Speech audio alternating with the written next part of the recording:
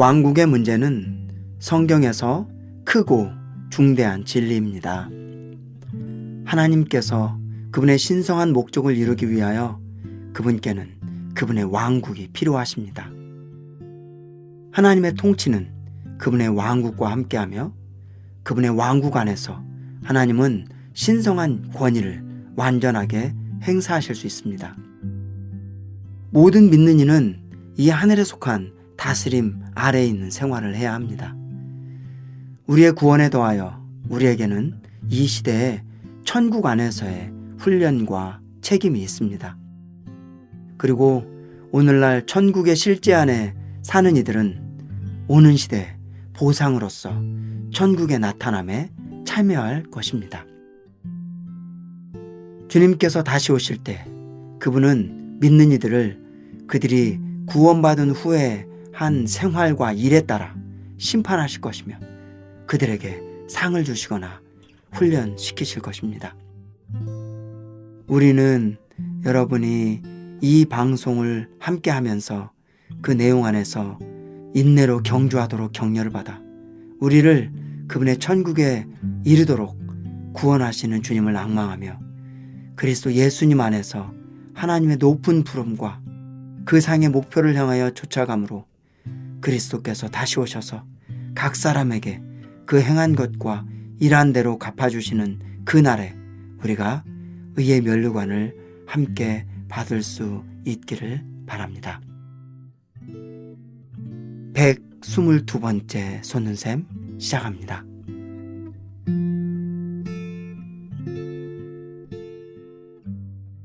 여러분 안녕하세요. 솟는샘입니다. 최상영 형제입니다. 반갑습니다. 네, 김용식 형제입니다. 반갑습니다. 이상교 형제입니다. 최재선 형제입니다. 안녕하세요. 예, 이제 우리가 12월에 들어왔습니다. 이제 겨울이 시작되는데요. 우리가 이번 달에 우리가 함께 이제 새로운 책을 다룰 건데요. 이 책이 뭐죠? 천국의 정의. 정의입니다. 천국 모든 믿는 이들이라면은 많이들 들어봤고 말했을 수도 있지만 아마도 이해하는 정도는 다르지 않을까 싶습니다. 그래서 성경에서 말하고 있는 과연 천국은 어떤 것인지 아주 우리가 함께 의미 있는 시간을 가질 수 있을 것 같습니다. 저희들이 이 책을 이제 고르게 선택해서 함께 나누고 싶은 이유는 천국에 대해서 많은 오해가 있어요. 믿는 이들이. 네. 첫 번째는 천당, 천국에 간다, 천당에 간다. 우리 아버지 천국에 가셨습니다. 저기 하늘나라에. 그렇게 하늘나라에 가셨습니다. 네, 우리 한번 이 책을 통해서 한번 살펴보기 원하고 두 번째는 저도 이제 어릴 때 이런 어려움이 있었는데 마태복음 5장 이런 걸 읽다 보면 우리 마태복음 처음부터 읽잖아요. 누굴 낳고 누굴 낳고 하다가 그렇죠. 이런 말씀에 딱 부딪히면 어려움이 있어요. 누구든지 너희가 서기관과 바리새인의 의보다 더 낫지 아니하면 결단코 천국에 들어갈 수 없다. 네. 또 범죄한 즉 오른손을 팔을 잘라버려라. 오른손을 뽑아내버려라. 그런 이야기. 그 다음에 뽑힌 채로 천국에 들어가는 게 낫다. 이런 말씀이라든지 어린아이들과 같이 되지 않으면 결단코 천국에 들어가지 못한다. 이런 여러 가지 말씀을 또 할 때 이 천국이 무엇인가. 나는 구원을 받았는데 천국에 못 들어간다는 말은 무엇일까? 이런 어려움들이 있잖아요. 그래서 그런 말씀도 있죠. 주여 주여 하는 자마다 다 천국에 들어갈 것이 아니요. 아버지 뜻대로 하는 자 행하여야지 들어가리라. 형님 말씀하신 대로 주여 주여 하는 사람들은 다 믿는 사람이잖아요. 그렇죠. 그죠? 이 거짓 믿는 이가 아니란 말이에요. 이런 것을 어떻게 풀어낼 것인가. 그런데 어떻게 천국에 못 들어가지? 그래서 이제 결론으로 빠지는 건 불안하지. 항상 우리의 구원이 언제든지 믿는 이가 천국에 못 들어갈 수 있다는 말은 천당에 못 들어가는 것이고 천당에 못 들어간다는 것은 지옥에 간다는 말이 아니냐. 이러한 이제 관념이 있어서 이 책은 이러한 것에서 정확하게 말씀하고 있기 때문에 아멘.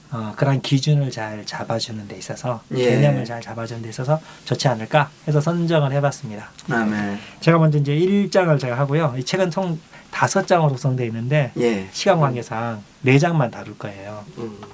꼭 하나 한번 이렇게 사셔서 또 구입하셔서 추구해 보시기 바랍니다. 아멘. 1장은 지금 저희들이 말씀했던 천국하고 왕국에 대해서 개관을 좀 다루는데요. 성경에는 이제 형제에서 밝힌 진리인데 최초 언급의 원칙이라는 게 있어요. 예. 뭐냐면 무엇이든지 성경에서 처음으로 언급된 것이 나머지 모든 성경에 나오는 것에서 주관적으로 다 통제하는 원칙이 된다. 이게 최초 언급의 원칙이거든요. 이 이야기를 먼저 왜 하느냐면 하나님께서 사람을 지으실 때 창세기 1장 26절에서 그들로 하여금 우리 형상과 모양대로 지으시고 그들로 하여금 다스리게 하자 그러셨어요. 사람을 지을 때 최초로 언급된 것이 이게 형상과 모양대로 짓자는 것과 다스리자는 거예요. 아멘. 형상과 모양은 하나님의 표현이 되는 것이고 여기에 다스림이라고 할 때 이게 무엇인가 할 때 이게 바다와 땅과 육축과 하늘에 나는 것과 기는 모든 것을 다스리라고 할 때 이것은 다스림의 영역이 있다는 거예요. 다른 말로 하면 창세기에서 사람을 지은 목적 중에 하나는 하나님이 사람들로 하여금 이 땅의 통치, 간접적으로 그분 자신을 통해서 사람을 통해서 그분 자신이 다스리기를 원했다는 겁니다. 아멘. 다른 말로 하면 다스리는 범위, 다스리는 영역이 있는데 이것을 가리켜서 성경에서는 왕국이라고 말합니다. 아멘. 좋지 않습니까? 그래서 일반적으로 우리가 생각하는 장소의 개념보다도 네. 다스림의 영역. 다스림의 영역, 아멘. 범위. 예. 그래서 성경에서 이제 이 왕국이라고 하는 것은 어디냐면 하나님께서 다스리는 영역, 범위이기 때문에 영원 전부터 아멘. 영원 후까지를 가리켜서 성경에서는 하나님의 왕국 이렇게 부르는 거예요. 아멘. 사실 왕국이라고 한다면 우리가 많은 그 여호와의 증인에서 왕국을 하기 때문에 이것이 약간 느낌이 좀 이렇게 좀 그렇죠. 왜곡돼서 들어올 예, 수가 예, 있는데 예. 성경에서는 정말 하나님의 왕국이라는 단어가 있어요. 많이 나옵니다. 그러니까 왕국이 영원 전부터 영원 후까지 하나님의 온 통치 가운데 있기 때문에 아멘. 그 모든 것을 가리켜서 하나님의 왕국이라고 한다. 아멘. 구체적으로는 구약에서는 이스라엘 나라가 있었죠. 그렇죠. 이스라엘 왕국. 아멘. 신약에서는 천국이라고 불리는 그분의 다스리는 영역이 있어요. 그 다음에 신약이 끝난 뒤에 1000년 동안 다스리는 천년 왕국이라는 게 있습니다. 그래서 이제 첫 번째 하나님의 왕국에 대해서는 개념이 잡혔어요. 두 번째 이제 우리가 지금 얘기할 천국이라는 게 있습니다. 천국은 몇 구절만 보면 기가 막힌데 마태복음 19장 23절에 부자는 천국에 들어가기가 어렵다. 이 천국이 무엇이냐 말이죠. 하나님 왕국이랑 똑같은 개념인지 아닌지 한번 들어보셔요. 요한복음 3장 3절하고 5절에서 명확한데 이런 말씀이 있습니다. 하나님의 왕국에 들어가게 되는 요구 조건이 다시 태어나는 거예요. 예. 그러니까 거듭나지 아니하면 아멘. 니고데모가 왔을 때 하나님의 왕국에 들어갈 수 없느니라. 그러니까 이게 거듭나면 하나님 왕국에 들어갈 수는 있어요. 있다는 거죠. 거듭나면. 다른 말로 하면 하나님 왕국에 들어가는 유일한 조건은 믿는 이가 되는 거예요. 아멘. 주 예수님을 우리의 주로 영접해서 거듭나는 겁니다. 다시 태어나는 거예요. 아멘. 이게 이제 왕국에 들어갈 수 있어요. 그런데 아멘. 이 질문을 했지만 마태복음 5장 20절에는 뭐라고 그랬냐면 내가 너희에게 이르노니 너희 의가 서기관과 바리새인보다 더 낫지 못하면 결단코 천국에 들어가지 못하리라. 아멘. 아멘. 이것은 왕국에 거듭나면 예. 왕국에는 갔는데 왕국에는 들어갈 수 있는데 의라는 부분이 있어요. 의가 뛰어나지 않으면 아멘. 결단코 천국에는 들어가지 못한다는 거예요. 아멘. 여기서 볼 때 왕국과 천국은 달라요. 왕국의 요구 조건은 거듭나는 거예요. 영접하면 돼요. 근데 천국은 의가 뛰어나야 된다고 말했어요. 아멘. 또 흔히 아까 말씀하셨던 마태복음 7장 21절에서도 나더러 주여 주여 하는 자마다 다 천국에 들어갈 것이 아니요. 아니요. 아멘. 여기 보니까 믿는 이는 있어요. 여기 주여 주여 하는 믿는 이. 많은 경우에 이게 해석이 안 되기 때문에 거짓으로 믿는 이라고 말하는데 아닙니다. 정말 주여 주여. 그렇죠. 고린도전서도 있죠. 다 주님 성령으로 말미암지 않고는 주로 시인할 수 없다 그랬어요. 정말 참되게 주님이라고 고백하는 사람들. 아멘. 십자가의 강도처럼 참되게 주여라고 고백하는 사람들은 다 왕국에 들어간 사람들입니다. 아멘. 그런데 여기에 마태복음 7장 21절에서 뭐라고 말하냐면 주여 주여 하는 사람마다 모두 다 천국에 들어가는 것은 아니다라고 말했다는 거예요. 그러므로 여기서도 알 수 있는 건 하나님의 왕국과 천국은 다른 개념이에요. 다시 한번 왕국은 하나님 다스리는 범위로서 영원 전부터 영원까지. 구체적으로는 구약에서는 이스라엘 나라, 신약에서는 이제 지금 언급했던 천국. 장차 천년 왕국이 하나님의 왕국이지만 그렇지만 여기서 말하는 천국은 우리가 소위 민의들이 천당이라고 말하는 것도 아니요. 천국은 소위 사람들이 그냥 하나님의 왕국인가 보다 또 아니라는 거예요. 아까 마태복음 18장 3절에도 언급했죠. 어린아이와 같이 되지 않으면 결단코 천국에 들어가지 못하리라. 그래서 성경에는 분명 여기서 이제 우리가 질문을 해보는 겁니다. 1장은 하나님 왕국은 명확한데 천국에 대해서 뭔가가 있다는 걸 얘기해 주는 거예요. 그래서 앞으로 이제 현지인들이 더 얘기하겠지만 이 천국은 세 방면이 성경에 나와요. 천국의 외형, 마태복음 13장에 천국의 외형, 그 다음에 장차 나타날 천국의 출현, 천국의 나타남. 그건 매우 중요한 오늘날 교회인 천국의 실제가 있죠. 그렇다면 그 뭐냐 이제 우리가 일반적으로 생각하는 음부의 낙원이랄지 음부 안에 있는 그 고통받는 지옥이랄지 또 나중에 계시록에 보면 이제 이기는 자들이 그 하나님의 그 3층 천에 하나님의 보좌까지 올라가서 하는 이런 개념하고는 좀 이 천국과 하나님의 그 왕국과의 이런 개념이 약간 구별이 되는 거죠. 그죠? 그죠.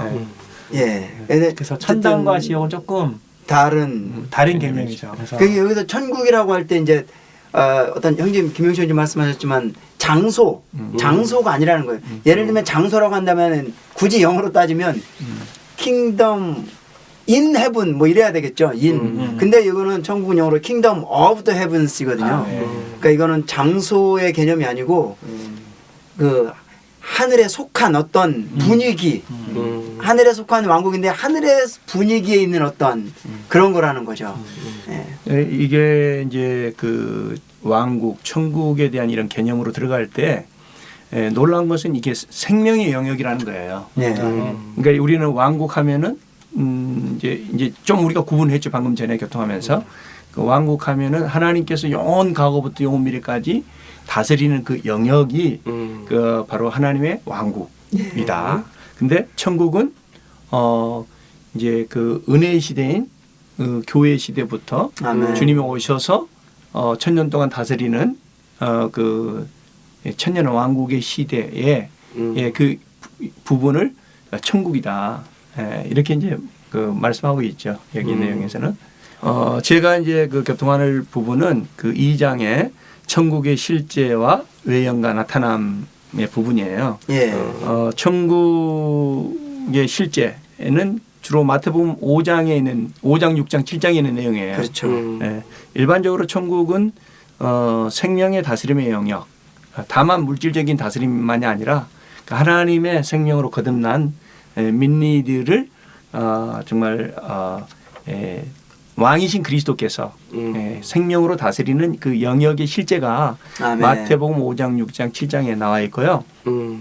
마태복음 13장에 보면은 이제 그게 천국의 외형이라고 그러는데 거기에 보면은 생명의 영역이 아닌 생명이 아닌 그러한 요소들에 의해서 이렇게 나타난 어떤 그 모양이 있어요. 이것을 보고 뭐냐면은 천국의 예형이라고 이렇게 얘기를 합니다. 그리고 마태복음 24장, 25장은 천국의 나타남, 출현 이렇게 얘기를 하는데 주 예수님이 다시 이제 재림하셨을 때 그때부터 이제 천년 동안 다스리는 그 이 영역이 천국의 나타남이라고 할 수가 있죠. 그래서 천국의 실제는 우리에게 어떻게 이 시대의 교회 생활 안에서 적용해야 되고 또 어떻게 천국의 외형의 요소들은 우리가 이 교회 생활 안에서 분별해서 그런 것과 혼합되지 않아야 되고 우리가 이제 그러한 어떻게 우리가 이 땅에서 천국의 실제 안에 있는 교회 생활을 할 때 거기에 대한 그 결과로서 보상으로서 천국의 나타남 안에 어떻게 들어갈 수 있는가 하는 그런 부분들의 내용이 여기서 좀 언급하고 있습니다. 그렇다면은 이제 방금 앞에서 형님께서 왕국에 대해서 말씀해 주셨거든요. 근데 성경에 나타나는 이 하나님의 왕국에 대한 그 네 시대가 있어요. 그 첫 번째 시대가 뭐냐면은 로마서 5장 14절에서 보면 아담부터 모세까지 시대예요. 아멘. 근데 이것을 율법전 시대라고 말하고 또 열조들의 시대라고 얘기합니다. 아담, 아벨, 에노스, 에녹, 노아, 이렇게 모세 이런 식으로 쭉 그 열조들 시대를 이렇게 이제 율법전 시대라고 말씀하고 있고요.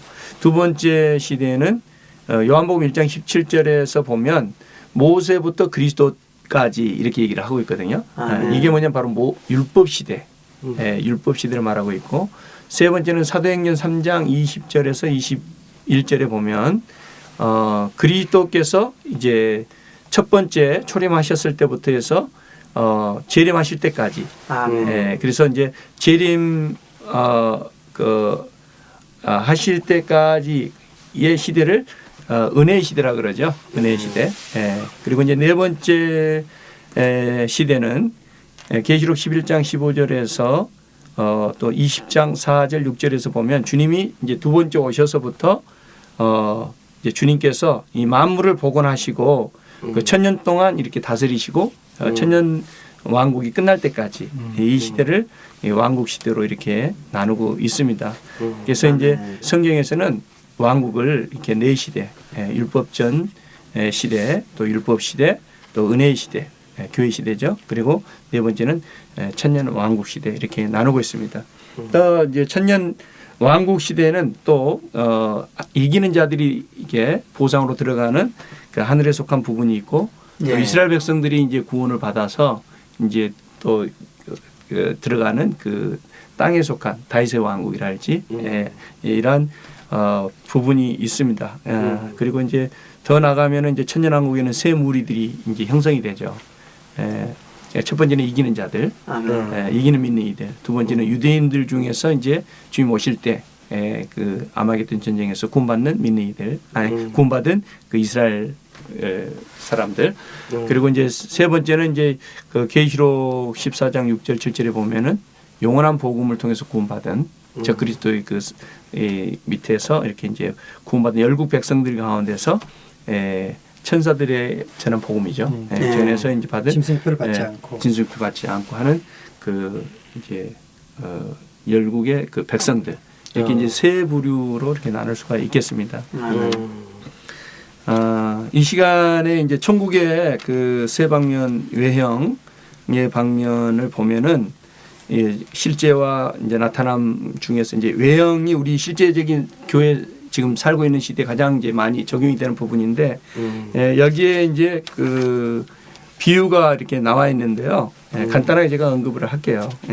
첫째 비유가 뭐냐면은 씨 뿌리는 비유가 나와요. 근데 이 씨 뿌리는 비유는 주 예수님께서 이제 씨를 뿌리시는데 이 첫 번째는 천국이 씨를 뿌릴 때까지는 천국을 언급하지 않고 있습니다. 왜냐하면은 아직 그 씨 뿌릴 때까지는 천국이 오지 않았기 때문에 그래서 씨 뿌리는 사람은 이제 주 예수님을 이렇게 주 예수님께서 그분 자신을 생명의 씨로 뿌리는 것을 이렇게 말씀하고 있고요. 두 번째 비유가 이제 그 이제 마태복음 13장 24절이죠. 가라지의 비유입니다. 이 가라지의 비유는 씨를 뿌리는데 이제 종들이 다 잠들고 났을 때 또 그 언수들이 와서 밀 가운데 가라지를 뿌렸다고 했습니다. 이것은 언제 발생했냐면 오순절날 이후에 곧 발생했어요.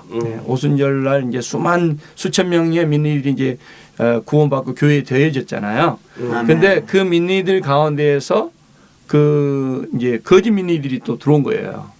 그래서 밀 가운데 있는 가라지처럼 거짓 민의들이 교회 안에 이제 포함되는 것에 대한 비유입니다. 그리고 이제 세 번째는 이게 다 뭐냐면 그 천국의 외형을 얘기를 하고 있어요. 아멘. 세 번째는 이제 겨자씨의 비유인데 이제 주님께서 어떤 사람이 밭에다가 이제 겨자씨를 심었어요. 근데 그 겨자씨가 이제 원래 채소인데 나무가 된 거예요. 나무가 되어서 거기서 새들이 깃들었는데 그 새들은 그 장에서 같은 장에서 뭐라고 하냐면 악한 자라고 얘기하고 있거든요. 이건 뭐냐면은 이러한 교회가 이러한 그 순수한 교회 상태는 순수한 사람들한테 생명을 공급하는 이런 그런 겨자 채소와 같은 그러한 그 요소를 가지고 있어야 되는데 변질돼 가지고 큰 그 나무가 돼서 오히려 악한 영들이 깃드는 그러한 종교가 됐다는 것을 이렇게 이제 그 비유를 하고 있습니다. 이게 다 천국의 예형에 대한 부분들이죠. 네 번째는 고운 가루 속에 감춰진 누룩의 비유입니다. 이것은 그 한 여자가 그 고운 그 밀가루 속에다가 뭘 몰래 넣냐면 몰래 넣어요. 이게 그 누룩을 집어 넣습니다. 이 여자는 그 가톨릭 교회의 예표입니다. 그 요한계시록 17장 3절에 보면 그 이 여자가 짐승 위에 진홍빛 짐승 위에 앉아 있는 것을 이렇게 비유로 볼 수가 있거든요. 그런데 이 짐승은 뭐냐면 로마 제국을 예표하고 이제 계시록 그때 마지막 때는 적그리스도를 예표하죠. 그래서 이 로마 천주교가 이러한 그 로마 제국 위에 그 앉아서 이렇게 이제 그 혼합되어 있는 상황을 볼 수 있는데 이것은 무엇을 의미하냐면은 이 교회가 세상적인 그 정치와 연합한 상태를 이렇게 비유로 보여주고 있습니다. 예를 들면 이제 크리스마스랄지 이런 것도 하나의 누룩을 집어넣은 예인데 원래는 이게 BC 313년에 이제 콘스탄틴의 그 기독교가 이렇게 국교가 됐어요. 로마에. 근데 그때 당시에 많은 그 이제 그 국교가 되다 보니까 믿지 않는 사람들을 교회 안으로 이렇게 들어오게 됐어요. 주님도 안 믿는 상태에서. 그 사람들을 이렇게 이제 얻으려고 하다 보니까 그 12월 25일 날이 크리스마스잖아요. 일반적으로 이제 예수님 탄생한 날로 이렇게 알고 있는데 근데 원래는 이게 뭐냐면 태양신의 탄생일이에요. 그러니까 이교도들이 그것을 이제 섬기는 날인데 기독교로 이렇게 개종을 하다 보니까 이들을 그들의 풍습을 이렇게 이제 섞을 수 있도록 하기 위해서 그날 예수님 탄생하는 날로 바꿔버린 거예요. 그러다 보니까 그게 시초가 된 사항입니다. 그래서 지금 현재 우리가 12월 25일 날 크리스마스 주 예수님 탄생하는 날로 이렇게 알고 있는데 사실은 이게 태양신의 탄생 날이다. 이런 것이 이제 하나의 누룩이 된 거죠. 이러한 내용들이 굉장히 그 천국의 이 시대의 그 교회의 천국의 예언과 긴밀하게 어떻게 천국의 실제와 이렇게 구별이 되는가 이러한 것들을 우리에게 지금 말씀해주고 있습니다. 궁극적으로 이제 마지막에는 이제 천국에 나타나 마태복음 24장 25장에 이기는 자들이 보상으로 들어가는 이제 천국의 나타남을 다루고 있죠. 이 성경에는 천국이라는 단어가 구약에는 안 나타나잖아요. 심지어 아까 형님 말씀하셨지만 침례자 요한이 있었을 때도 한 말씀이 회개하라. 천국이 가까이 왔느니라. 침례자 요한이 있었고 심지어 예수님이 이 땅에 사람으로 오셨지만 그때도 침례자 요한이 선포한 말씀은 천국이 가까웠다는 거예요. 여기서 보면 천국이 하나님의 왕국이 아닌 걸 알 수가 있어요. 가까웠어요. 그럼 천국이 무엇인데 가까이 왔느냐? 형님 아까 최상현님 말씀하신 것처럼 킹덤 오브 헤븐스잖아요. 하늘들의 다스림, 하늘들의 왕국. 내 안에 주님이 오셔서 다스릴 때 이 다스림이 있을 때 이것을 하늘들의 다스림. 그러니까 주님이 침례 요한이 왔을 때는 아직 주님이 사람 안에 들어갈 수 없고 사람 곁에만 계셨어요. 그냥 가까이는 있었죠. 언제 천국이 시작되냐면 교회와 함께 시작돼요. 믿는 그래서 그들이 주님이 생명 죽고 부활하셔서 생명 주는 영이 됐다고 고린도전서 15장 45절에 주님이 이제 생명 주는 영이 되셨죠. 공기와 같이 누구나 다 받아들일 수 있는 육신의 한계 안에 머물지 않고 구약에는 영이 사람 안에 들어갔단 말이었고 사람 위에 머물렀다고만 하잖아요. 근데 이제는 신약에서 그분이 사람 안에 들어오실 수 있었어요. 그래서 우리 지난번에 생명의 이시라는 책을 추구했지만 사람들 안에서 다스리시거든요. 느낌도 주시고 책망도 하시고 평안함도 주시고 이게 뭐냐면 천국의 실제라는 거예요. 그러니까 천국은 언제부터 시작되냐면 주님이 사람들 안에 들어오실 때 다른 말로 하면 주님을 영접한 교회가 있을 때 천국이 시작됐다는 거예요. 그 천국의 실제는 이 다스림 안에 있을 때, 2장 제목이 3개잖아요. 천국의 실제. 이 다스림 안에 있는 사람들이 실제 안에 있는 사람들이에요. 네. 마태복음 5장부터 7장이 잘 나타나 있죠. 다스림 안에 있을 때는 오른뺨을 딱 때리면 왼뺨을 돌려냈어요. 심지어 이 다스림 안에 있으면 마태복음 7장의 맨 마지막 결론은 저는 이거 어릴 때 이거 읽고 저는 약간 충격을 받았어요. 그러므로 하늘에 계신 너의 아버지의 온전하신 같이 너희도 온전하라. 이걸 어떻게 이걸 하겠습니까? 나는 사람인데 근데 이걸 할 수 있다는 거예요. 아멘. 약대가 바늘기로 통과하는 것보다 더 어렵다는데 아니 어떻게 이걸 하냐고요. 근데 성경을 읽어보면 사람으로는 할 수 없지만 하나님 할 수 있다 그랬거든요. 우리 생명은 이걸 할 수가 없어요. 아멘. 다른 말로 하면 우리 안에 있는 또 다른 분이 계신데 그분에 의해서 다스림을 받고 그분의 생명에 의해서 산다면 다른 말로 하면 창세기 1장 26절을 이루는 유일한 비결은 생명인 거죠. 그 생명이 너무나도 중요합니다. 이것이 천국의 실제. 이 실제 안에 살 때 마태복음 25장에 나중에 천국이 나타날 거예요. 천국이 출현할 거예요. 나중에 왕국이라는 게 정말 1000년 동안 지속될 거예요. 이것을 천국의 출현이라고 하거든요. 나타남이라고 하거든요. 그 왕국을 보상을 받을 거예요. 이것이 가능하다는 거죠. 아멘. 이제 천국을 말할 때 이제 어떤 장소나 이런 개념이 아니라 하늘에 속한 다스림이라고 말씀하셨잖아요. 그렇죠. 그래서 우리가 거듭났지만 내적으로 하늘에 속한 다스림을 받을 수도 있고 그렇지 않을 수도 있다는 거죠. 그렇죠. 이 말씀은 정말 그리스도인들을 일깨우는 말씀인 것 같습니다. 아멘. 우리가 주님을 영접하고 나면은 아무 문제가 없을 거다 이렇게 이제 생각을 할 수 있고 많은 경우에 그렇게 배워왔잖아요. 주님을 영접하고 나서 그 영접한 것이 참되다면 아무 문제가 없다 이렇게 생각할 수 있지만 오늘 이 책에서 우리에게 말해주는 건 아주 큰 문제가 있을 수도 있다는 겁니다. 그죠?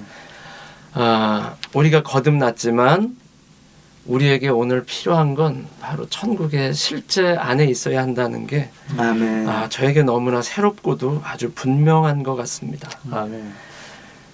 여기 보면은 이제 그런 말씀이 있어요. 우리가 거듭나서 교회 안에 있을 수 있지만 천국의 실제 안에는 없을 수 있다. 아멘.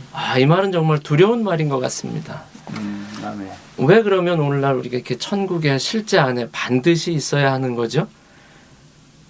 여기 보면 지금 말씀해 주신 것처럼 우리는 천국의 나타남 안에 참여해야 한다는 겁니다. 아멘. 저는 정말 이 말씀이 우리를 깨운다고 여겨집니다. 우리가 구원받고 나서 구원받는 건 아주 순식간의 일이잖아요. 그런데 그 이후에 그리스도인의 삶, 그리스도인의 일생이 있잖아요. 아까 말씀해 주신 것처럼 그 마태복음 5장, 6장, 7장은 아주 우리를 정말 아주 곤란하게 하는 것 같습니다. 근데 이러한 말씀, 천국의 정의를 분명하게 알고 나서는 아멘. 우리의 그리스도인의 그 어떤 삶의 방향, 이런 지침을 우리에게 새로 보여주는 것 같습니다.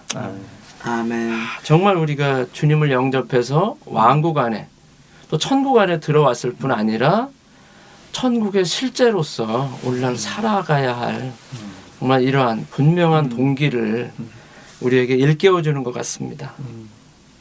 천국의 그 실제를 우리가 살 때 보상으로서 그 이제 천국의 나타남 안에 아멘. 왕들로 들어가는 거잖아요.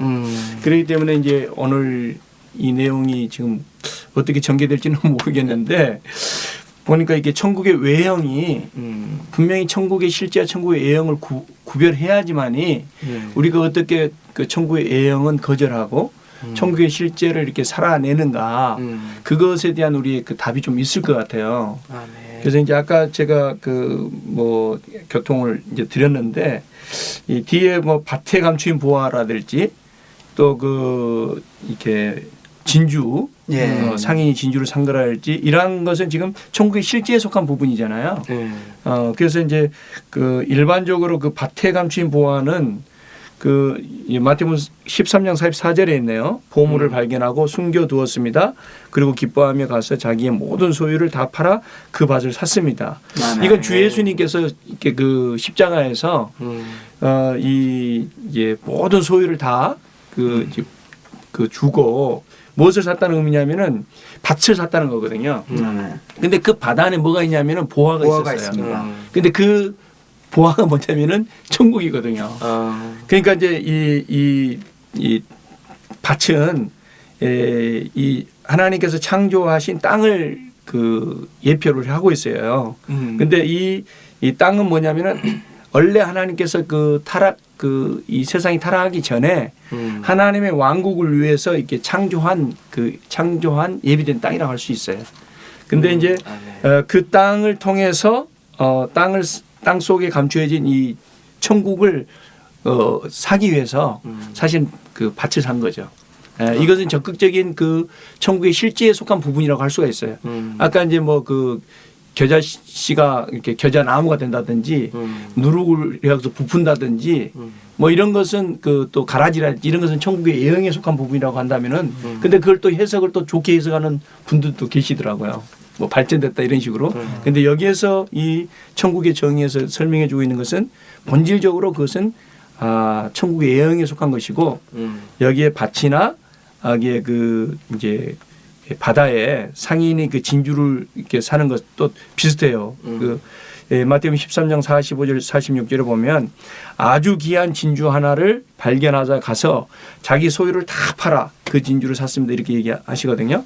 그러니까 이것은 밭을 사는 것과 이게 두 번 반복해서 이렇게 그 예를 든 거 아닌가 이렇게 생각할 수가 있는데 그런 게 아니고 여기에 상인은 이제 주님이시고 진주는 이제 그 세상에 있는 교회를 이렇게 예표합니다. 그래서 진주는 타락한 세상에서 이제 바닷물 속에서 이렇게 그 살아있는 조개가 그 모래알이 들어가서 상처 받아가지고 그 상처를 이렇게 쌓기 위해서 이렇게 분비하는 그 생명의 즙으로 말미암아 산출된 게 이제 그 진주라고 할 수가 있는데 주님께서 십자가에서 그 이제 옆구리에 상처가 났잖아요. 구속의 피를 흘리시고 생명을 쏟으심으로써 분비하심으로 말미암아 교회가 산출이 된 겁니다. 그래서 이것은 이제 그 진주는 그 새 예루살렘의 건축 재료잖아요. 그래서 이제 아까 그 밭은 하나님의 왕국 천국을 감춰진 천국을 얻기 위해서 땅으로 예표된 밭을 의미한 것이고 여기에 바다에서 나오는 진주는 타락한 세상. 아까는 창조된 세상이고 이것은 창조되었다가 은수 사탄에 의해서 그 타락한 세상에서 그 세상을 구속해서 거기서 얻은 교회를 이렇게 이제 산출한 부분이라고 이렇게 이제 얘기했습니다. 그래서 극히 값진 진주라고 이렇게 얘기하고 있거든요. 그래서 이 부분이 천국의 실제에 대한 부분이라고 이렇게 이제 말씀하고 이제 있어요. 아멘. 그래서 이 밭의 이 진주는 극히 값진 교회를 말하고 있습니다. 아멘. 여기 천국과 하나님의 왕국에 대해서 이렇게 다시 한번 제가 예화를 가지고 상기시켜 드리고 싶습니다. 예. 여기 이제 본문에 나오는 이야기인데요. 여기 미국이라는 나라가 있고 또 캘리포니아라는 이런 주가 있죠. 근데 여기 보면 아주 이게 천국과 하나님의 왕국에 대해서 분명히 말해주는 것 같습니다. 이 두 가지를 들어서 말하자면 미국은 하나님의 왕국과 같고 천국은 캘리포니아와 같다는 겁니다.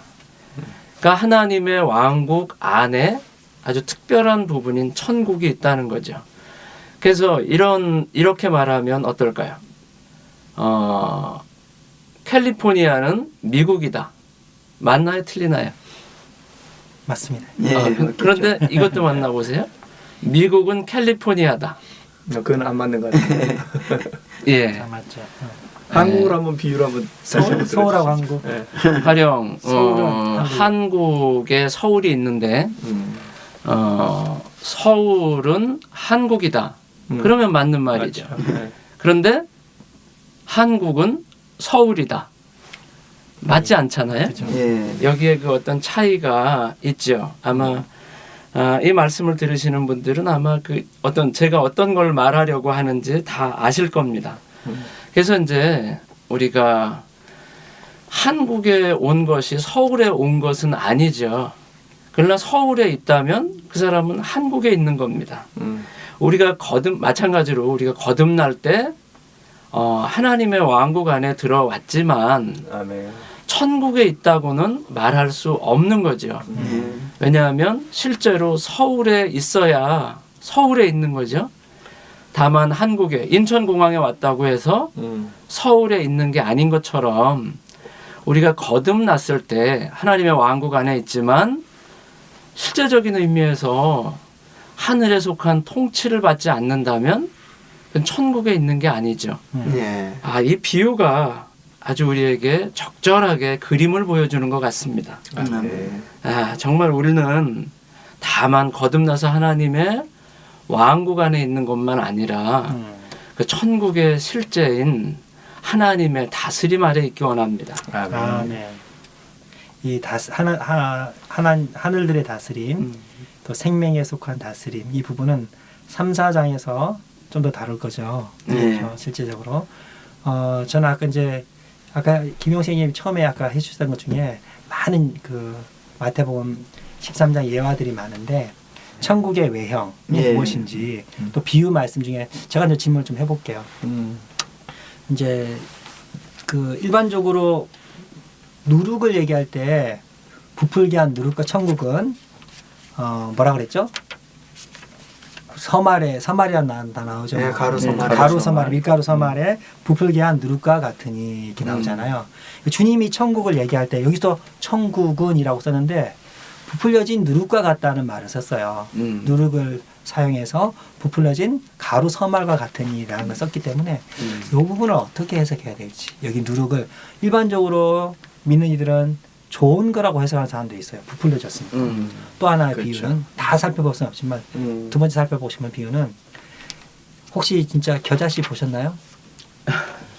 저는 목사님이 성지순례 가가지고 겨자씨를 한 움큼을 가져와서 이렇게 펼쳐놓고 성도들 보고 보라고 할 때 제가 그때 초등학생인가 중학생 때인가 되는데 그거 봤거든요. 정말 밀가루 같더라고요. 씨가. 아주 보이지 않죠. 정말 밀가루보다는 약간 컸던 것 같아. 근데 아주 가늘더라고. 근데 일반적으로 믿는 이는 이제 어떻게 생각하냐면 겨자씨가 자그만했는데 큰 나무가 돼가지고 새들이 깃든다고 하니까 얼마나 좋아. 비둘기나 이런 새들이 와서 곁드니까 그 천국은 겨자씨가 자라서 나무가 되고 여기에 새들이 앉은 것처럼 생각할 때 일반적인 사람들은 좋은 거라고 생각하잖아요. 작은 믿음이 그렇죠. 겨자씨만한 믿음이 커져가지고 좋은 거라고 생각하는데 이 두 비유를 통해서 천국 여행을 좀 풀면 좋을 것 같아요. 누가 이 비유를 조금 이 겨자씨 이 말씀 또는 누룩을 말씀하실 때 그래서 마태복음 13장이잖아요. 마태복음 13장을 시작하실 때 주님은 비유로 말씀하셨어요. 그렇죠. 왜 그랬냐면 지금 말씀하셨던 것처럼 여기에 아까 한 가지 비유를 말씀하셨는데 밭에 감추어진 보화를 말씀하실 때 이 보화를 왜 감추어졌다고 말씀하실까? 유대인들이 주님을 거절하셨죠. 그때부터 이 보화는 사실은 이제 감추어진 겁니다. 그죠? 이 왕국이 감추어졌죠. 그래서 마태복음 12장에 올 때 주님에 대한 그 배척이 아주 극도에 이르잖아요. 심지어 주님을 귀신들의 왕이라는 표현을 하거든요. 정말 입에 담을 수 없는 이런 말이죠. 주님은 이제 마태복음 13장에 올 때 저는 이것이 인상적인데요. 13장 3절인데 예수님께서 그들에게 많은 것을 비유로 말씀하셨다. 아멘. 근데 여기에 그 겨자씨나 누룩이나 이러한 것에 대한 해석이 분분한 이유는 비유이기 때문에 그렇습니다. 주님이 분명하게 그냥 말씀하셨다면 뭐 그런 여러 가지 뭐 논쟁이나 다른 해석이 나오지 않겠죠. 근데 여기에 이것을 비유로 말씀하셨다는 걸 저희가 하나의 그 어떤 전제로 두고 이 말씀을 이해하면 저희가 더 분명한 이해를 가질 수 있을 것 같습니다.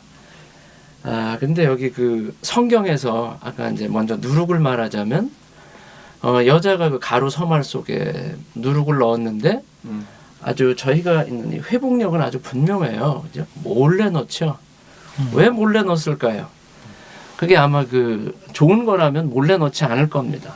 맞습니다. 근데 여기에서 성경에서 많은 곳에서 여러 곳에서 볼 수 있지만 누룩은 아주 부정적인 것인데 특별히 어떤 그 가르침을 상징하죠. 우리가 잘 아는 것처럼 그 마태복음 13장에서 그 여자가 가루 소말 속에 누룩을 넣는 것이 바로 여기에 그 어떤 참된 실제의 어떤 그 거짓된 가르침을 섞는다는 걸 알 수 있습니다. 그래서 이 가루가 부풀어 오르죠. 이 부풀어 오른 누룩은 아주 부드러운 빵이 됩니다. 그래서 아주 먹기가 좋죠. 모든 사람들이 쉽게 받아들일 수 있습니다. 그래서 여기에 이제 또 이제 이것을 이제 쉽게 받아들일 수 있기 때문에 여기에 누룩을 넣고 있는 거죠. 그래서 이 빵은 누구나 먹을 수 있습니다. 저는 이제 무교병을 먹어보진 않았어요. 여기 누룩이 들어가지 않아 아주 딱딱하다 그러더라고요. 혹시 드셔보셨나요? 아마 먹기가 나쁘다고 했습니다. 그래서 여기에 이제 사람들이 받아들이기 좋게 뭔가 이렇게 섞은 거죠. 근데 섞은 것의 문제는 사람들이 받아들일 때 하나님의 기대와 갈망은 아주 순수한 아멘. 이러한 가루입니다. 그런데 여기에 쉽게 사람들에게 접근하고 또는 받아들여지게 하기 위해서 누룩을 섞었다는 거죠. 부정적인 것들, 사람에게 속한 어떤 것들이 여기에 섞여 있다는 겁니다. 여기 그 말씀 있잖아요. 주님은 여기 이제 나와 있죠. 그리스도는 고운 가루지만 주님에 대한 초상화 아주 잘생겼죠. 이러한 주님에 대한 초상화 같은 것은 누룩이다. 아까 말씀하신 것처럼 주님의 출생은 사실입니다. 그런데 여기 크리스마스 이러한 것은 아주 큰 누룩이죠. 이것이 바로 아까 이 13장을 말할 때 비유라고 말했죠. 근데 이제 이것을 해석할 때 이러한 것에 대한 내막을 안다면 아마 우리가 이 비유에 대해서도 분명하게 알 수 있을 것 같습니다. 사두개인의 누룩도 나오고 바리새인의 누룩, 주님이 주의하라 이렇게 얘기했고 또 고린도전서에 보면은 계악하고 악한 누룩, 그게 이제 죄들, 음행 뭐 이런 것들을 악한 누룩을 다 안 좋은 걸로 이렇게 얘기를 하고 있거든요. 그래서 여기에 정말 그 고운 가루는 그리스도를 예표하는데 거기다 이런 악한 걸 넣어버리면은 부풀려져서 이렇게 이제 물론 크게 되고 부드러워졌다 이렇게 생각해서 좋게 이렇게 해석을 하는데 여기에서는 13장의 내용은 본질을 얘기하고 있죠. 천국의 그 본질, 어떤 그 예적인 면으로 커지고 뭐 이렇게 그 확장되고 하는 이런 쪽으로 본다면은 적극적인 긍정적인 비유라고 할 수 있어요. 교회가 뭐 발전됐다, 뭐 이렇게 부흥됐다, 뭐 겨자씨를 넣었는데 겨자 나무가 됐는데 새들이 깃들었다. 근데 거기 자세히 보면 그 새가 악한 자라고 주님이 분명히 해석을 해 주시거든요.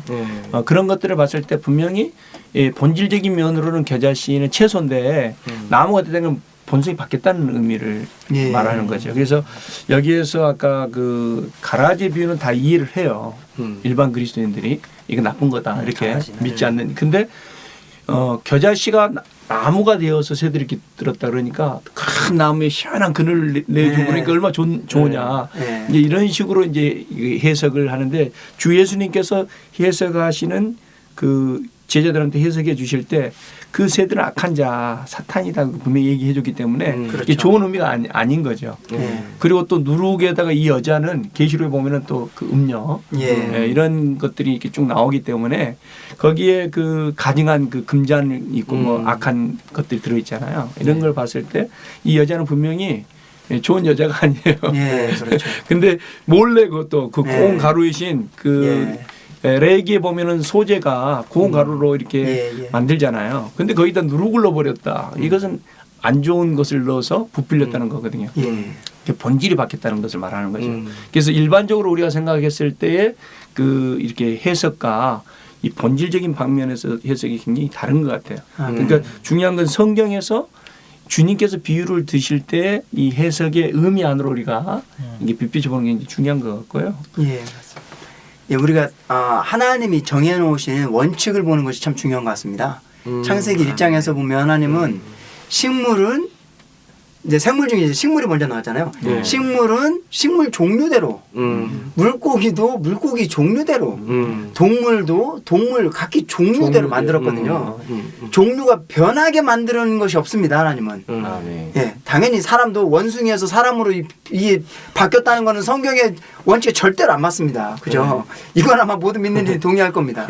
근데 여기 이제 겨자씨는요. 그 인터넷 검색에서 나옵니다. 겨자씨는 초년생, 그래 상추나 뭐 배추나 이런 것처럼 씨 심고 나고 그다음에 또 씨를 그 다음에 또 심고 또 거두고 이런 겁니다.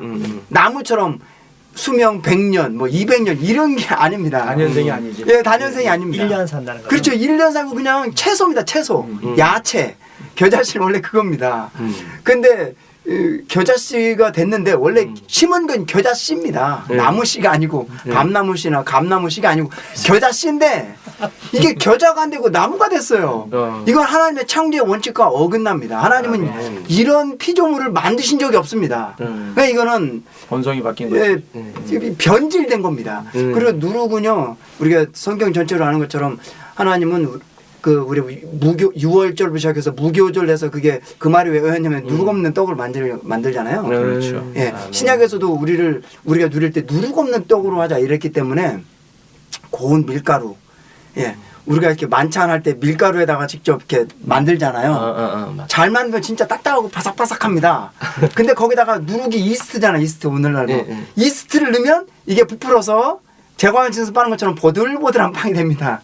그것처럼 하나님이 원래는 그냥 밀가루였어요. 고운 가루. 밀가루가 아니고 고운 가루입니다. 고운 가루로서 제대로 만들었다면 딱딱한 떡이 되는데 여기다가 누룩을 넣어서 부드러워진 게 초점이 아니고 이렇게 커져버린 겁니다. 어쨌든 변질된 건 성경에서는 하나님의 창조하는 원칙과 안 맞고 더군다나 이 천국의 본성과 안 맞다는 겁니다. 그러니까 오늘날은 믿는 이들은 양적인 성장을 많이 추구를 하잖아요. 더 큰 그렇죠. 건물, 더 많은 뭐 여러분 교회는 몇 명입니까? 우리 교회는 몇 명입니다. 뭐 이런 그다음에 뭐 몇 평 있습니까? 그 건물이. 네. 어쨌든 이런 양적인 성장이 많이 주의하는데 이런 양적으로 커졌다고 해서 다 좋은 것인가? 우리는 주의해봐야 합니다. 본질적으로 우리가 하나님의 정해주신 원칙대로 믿음 생활을 하는가, 그것이 중요한 것이지 얼마나 우리가 양적으로 커졌는가, 이것이 중요한 것이 아니라는 거죠. 그 성경에서 바울은 분명히 얘기하고 있거든요.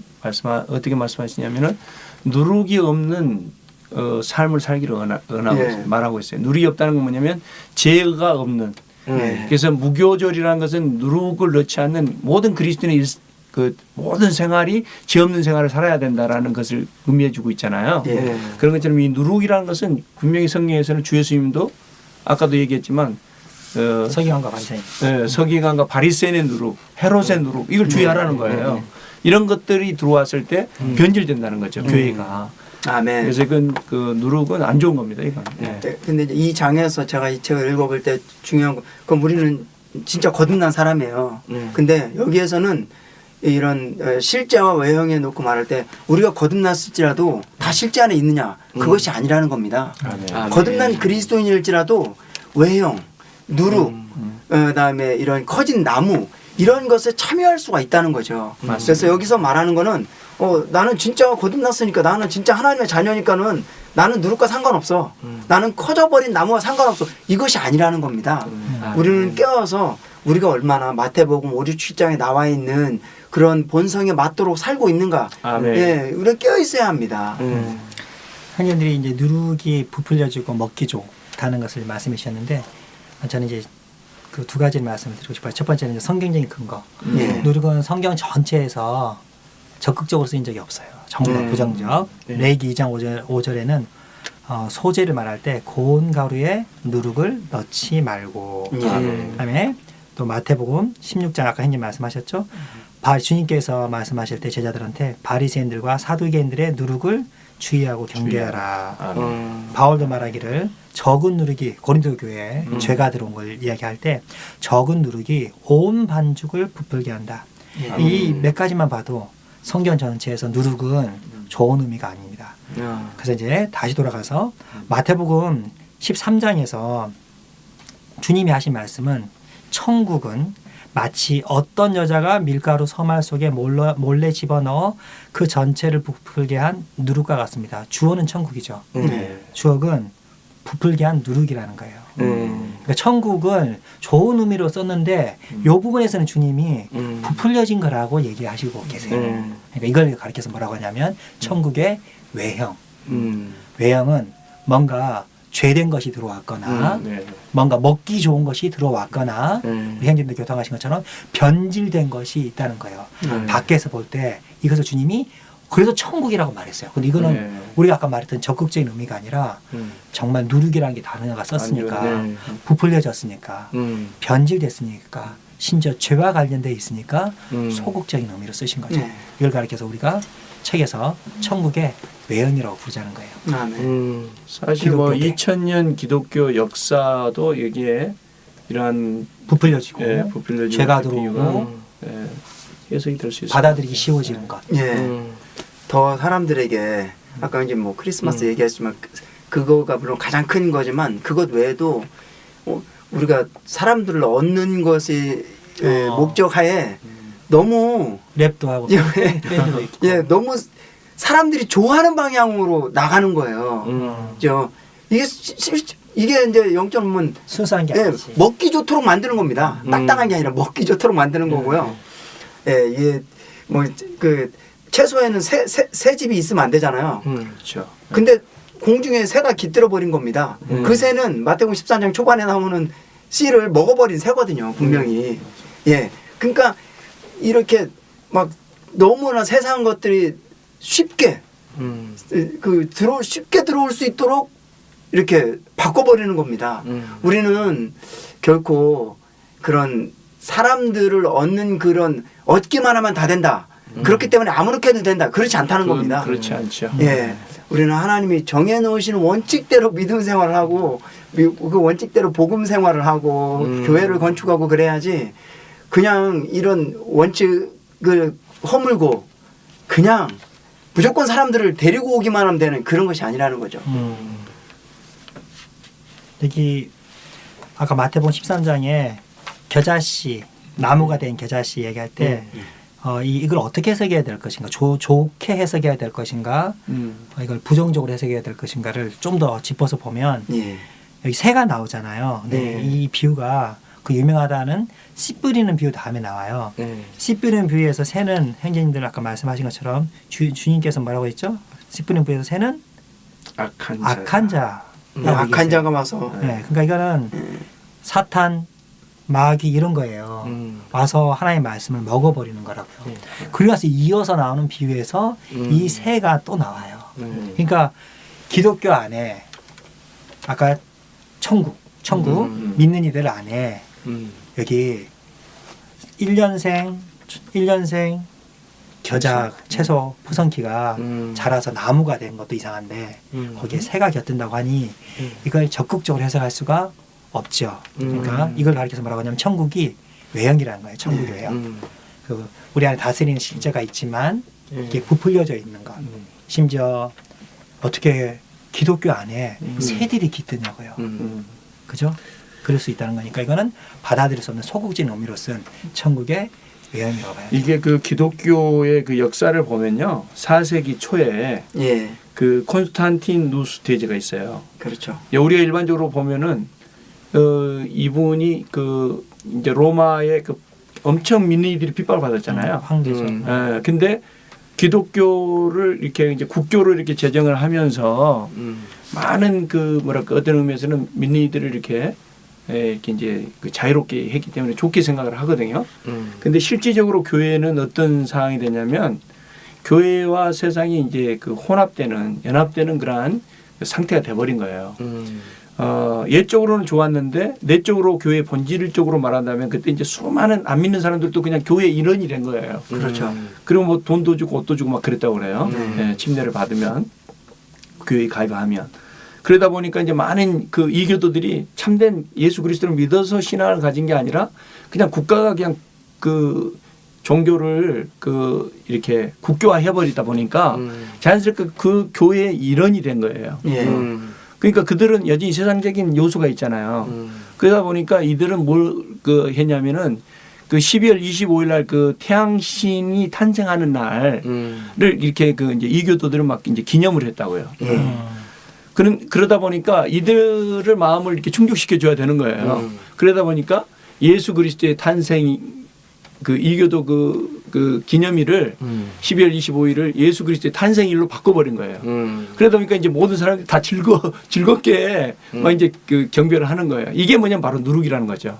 아멘. 이런 예가. 아멘. 이 말씀이 너무나 우리에게 보배롭다고 여겨집니다. 아멘. 예, 저는 여기 한 가지만 더 언급하고 싶습니다. 두 가지죠. 천국은 밭에 감추어진 보화와 같다고 말했습니다. 또 하나는 아주 값비싼 진주와 같다고 말했습니다. 이것은 아주 귀한 거죠. 주님의 눈에 이 천국은 가장 귀한 거라는 겁니다. 아멘. 제 안에 이런 느낌이 아주 가득한데요. 정말 우리는 천국의 이러한 외형 안에 있지 않고 아멘. 천국의 실제 안에 있기 원합니다. 아멘. 아멘. 정말 이것을 더 사모하는 마음이 제 속에 생겼습니다. 아멘. 예, 우리가 오늘 이제 천국의 정의 1장과 2장을 보았습니다. 잠깐 이것을 이제 마지막으로 정리를 하다 보면 하나님의 왕국, 예, 하나님의 왕국은 영원 전부터 영원 미래까지 있는 하나님의 다스림입니다. 이 안에 들어가기 위해서만 하나님의 생명을 얻는 사람은 누구나 다 하나님의 왕국 안에 있습니다. 이것이 요한복음에서 말하는 거고요. 근데 마태복음에서는 천국에 들어가냐 못 들어가느냐를 말하는데 이것은 하나님의 생명을 가진 자라도 왕국 안에 있는 자라도 그런 하늘들의 다스림, 이게 땅에 속한 것이 아니라 하늘에 속한 다스림 안에 있느냐 없느냐 이에 따라서 나중에 천년 왕국의 보상을 얻느냐 못 얻느냐 이 문제가 있습니다. 아멘. 그래서 천국은 오늘날 교회 시대에 있는 이런 하늘에 속한 다스림과 장차 올 천년 왕국을 이제 말하는 거고요. 그다음에 우리 2장에서는 우리가 많은 교통을 했지만 이런 천국, 그러면 오늘날 우리가 교회 안에 천국의 시대 안에 있는데 이 시대에는 세 가지 이제 시대적인 부분이 있습니다. 오늘날의 내용적인 또 구분이 있는데요. 마태복음 5, 6, 7장에서 말하는 것처럼 천국의 실제로 그 다스림 안에 사는 사람들 그 상태가 있고 그다음에 13장 이후로 말하는 그런 외형을 이루는 부분이 있고요.